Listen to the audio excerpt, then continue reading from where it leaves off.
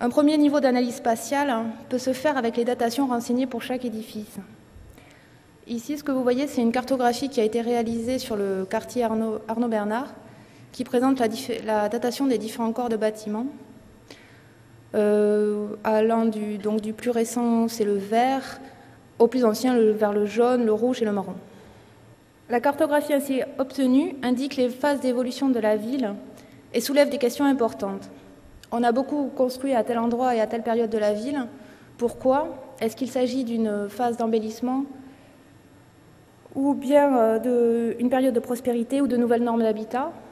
Ou bien alors on peut voir aussi des phases d'endormissement qui sont mises en évidence par le croisement de plusieurs critères directement visibles sur le cadastre. De la même façon, les phénomènes de densité et de répartition des caractères architecturaux sont mis en évidence avec la cartographie. C'est ce qui pourra être fait de façon automatique avec notre nouvel outil. L'inventaire est donc un formidable outil de connaissance de la ville, mais à quoi cela sert-il et en quoi est-ce utile aujourd'hui? L'inventaire a en premier lieu des applications en termes de protection et de restauration du patrimoine. Pour protéger, on doit connaître. Lors de la première convention, la nécessité d'apporter une réponse pertinente aux collectivités en charge de la gestion du territoire a conduit à l'élaboration d'une problématique d'évaluation. Une évaluation de l'intérêt de l'édifice en fonction de son intérêt au titre de l'histoire et de l'architecture, mais aussi de son intérêt en termes de paysage urbain et de continuité du cadre bâti, a été faite directement sur le terrain sous la forme d'une proposition provisoire. La municipalité restant au final maître du choix qu'elle souhaite mettre en application. Ainsi, tous les sites de l'aéronautique ont été systématiquement repérés par l'inventaire, ce qui a conduit entre autres à la protection par les monuments historiques de l'aéroport et de l'usine de construction aéronautique de Montaudran, que vous voyez à l'écran, qui ont été édifiés par Pierre-Georges Latécoère en 1917. C'est dans ce lieu que sont nés l'aéropostale et la construction aéronautique à Toulouse. L'inventaire met en lumière non seulement les édifices majeurs du territoire communal, mais également les multiples œuvres et ensembles immobiliers d'intérêt local, qui contribuent activement à la diversité des espaces de la ville et à l'identité propre des quartiers. Car il ne suffit pas de désigner quelques édifices représentatifs ou exceptionnels, ce sont souvent des ensembles ou des atmosphères qu'il conviendrait de préserver, plutôt que des édifices pris isolément. Il est en outre difficile de se libérer des seuls critères esthétiques. Ainsi, la maison natale de Carlos Gardel, que vous voyez à l'écran, a été jugée bien trop modeste sur le plan architectural pour être protégée.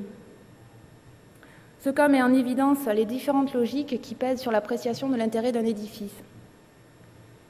Dans le cas présent, il représentait un faible intérêt architectural du point de vue de certains, alors que pour l'inventaire, il était représentatif de l'architecture des faubourgs et qu'il constituait un lieu de mémoire remarquable pour la municipalité.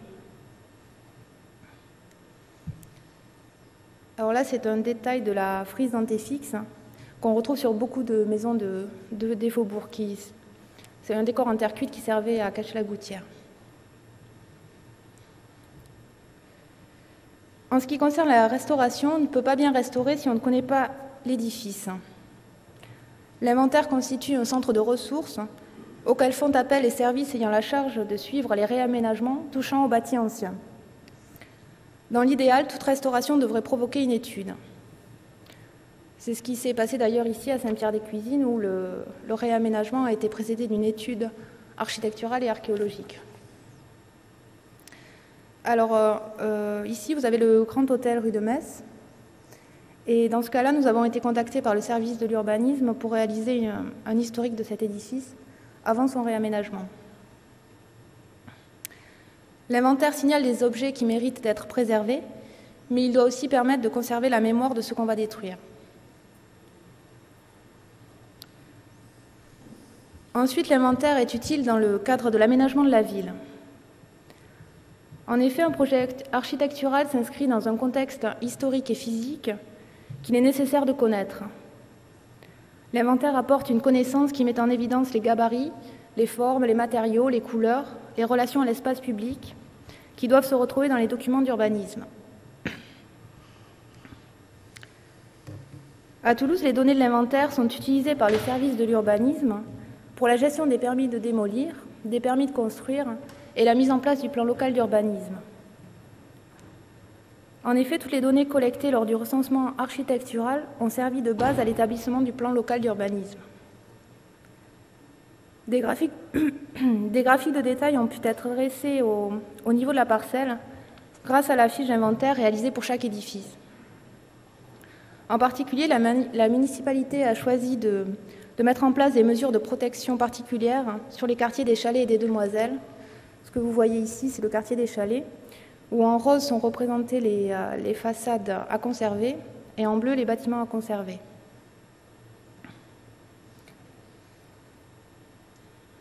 Les services chargés de la gestion urbaine ont donc à leur disposition des ressources documentaires importantes, leur permettant de prendre les décisions en connaissance de cause. La réforme des permis de démolir en cours constitue un nouvel enjeu pour les villes. Est-ce qu'elles limiteront les permis de démolir au secteur déjà réglementé, comme les zones de protection du patrimoine urbain et paysager, les ZPPAUP, ou les secteurs sauvegardés, ou bien est-ce qu'elles étendront les permis de démolir à l'ensemble de la ville? Toulouse a, elle, choisi d'instaurer les permis de démolir sur l'ensemble de sa commune. Les données issues de l'inventaire seront donc essentielles à leur instruction. Avec le projet TOLUS, les informations issues de l'inventaire concernant l'historique de l'édifice et celles issues de l'urbanisme portant sur la gestion des travaux qui affectent l'édifice vont être rassemblées. Ce nouvel outil simplifiera les échanges et ne pourra que renforcer la collaboration entre les services chargés de la connaissance et ceux chargés de l'aménagement. Il est cependant nécessaire d'aller plus loin. La connaissance du patrimoine et sa prise en compte dans les futurs aménagements nécessitent une politique volontariste de la ville. Par exemple, la ville conduit depuis une dizaine d'années une campagne de ravalement de ses façades.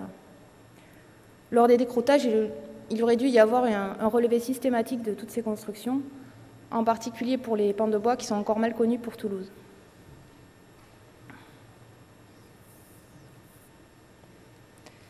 Enfin, l'inventaire a des applications manifestes en ce qui concerne la valorisation du patrimoine.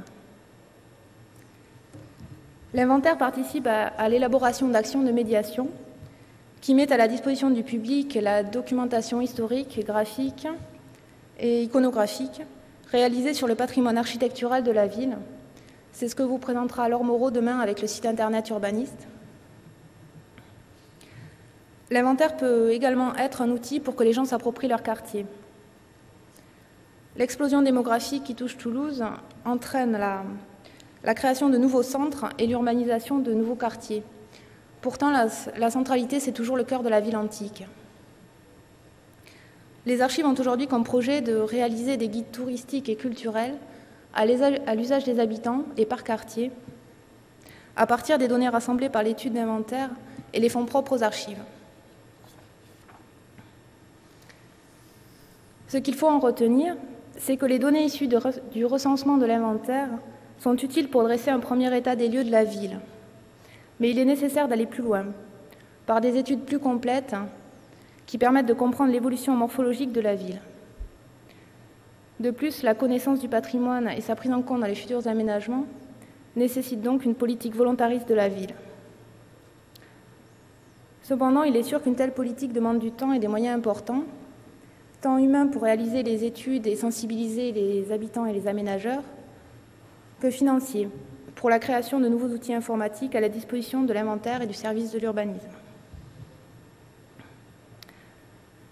À travers l'étude des édifices qui composent la ville, l'inventaire participe aux 3 volets que sont la connaissance, la gestion et la valorisation du territoire.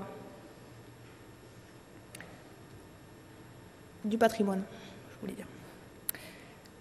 Actuellement, nous mettons beaucoup d'espoir dans le projet TOLUS, qui permettra à un seul outil d'avoir une vision d'ensemble du patrimoine urbain de Toulouse, d'avoir les informations nécessaires à sa gestion et constituer un outil de réflexion sur le développement de la ville.